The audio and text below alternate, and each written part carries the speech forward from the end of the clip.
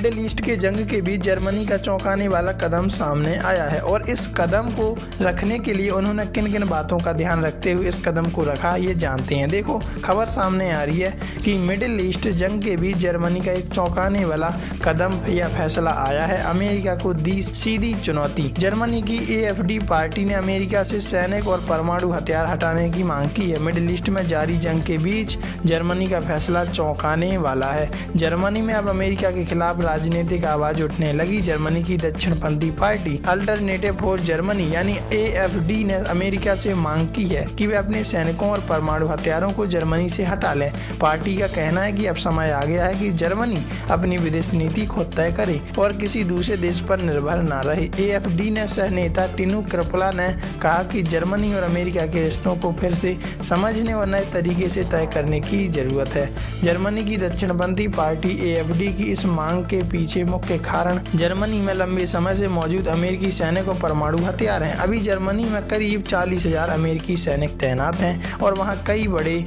अमेरिकी सैन्य अड्डे भी मौजूद हैं। पार्टी का मानना है कि जब तक दूसरे देश की सेना और हथियार जर्मनी में रहेंगे तब तक देश पूरी तरह से स्वतंत्र फैसले नहीं ले पाएगा, यानी कंट्रोल उस पर अमेरिका का रहेगा। इसलिए AfD चाहती है कि जर्मनी अपनी सुरक्षा और विदेश नीति पर खुद का पूरा नियंत्रण बनाए। यह मुद्दा जर्मनी की राजनीति में चर्चा का विषय बन गया है और आने वाले समय में इस पर और बहस देखने को मिल सकती है। अमेरिका के पास मौजूद परमाणु हथियार। ICAN की रिपोर्ट बताती है कि परमाणु हथियारों के मामले में अमेरिका दूसरे नंबर पर आता है। साल 2025-26 के अनुमान के अनुसार अमेरिका के पास लगभग 5,000 से 5,400 के बीच परमाणु हथियार मौजूद हैं। यह संख्या रूस के बाद दुनिया में दूसरे सबसे बड़े हथियार रखने वाले या परमाणु हथियार रखने वाले देशों में है। अमेरिका के पास मौजूद सभी परमाणु हथियार एक जैसे नहीं, इनमें से कुछ तुरंत इस्तेमाल के लिए तैयार रहते हैं जबकि कुछ को जरूरत पड़ने पर इस्तेमाल के लिए रखा जाता है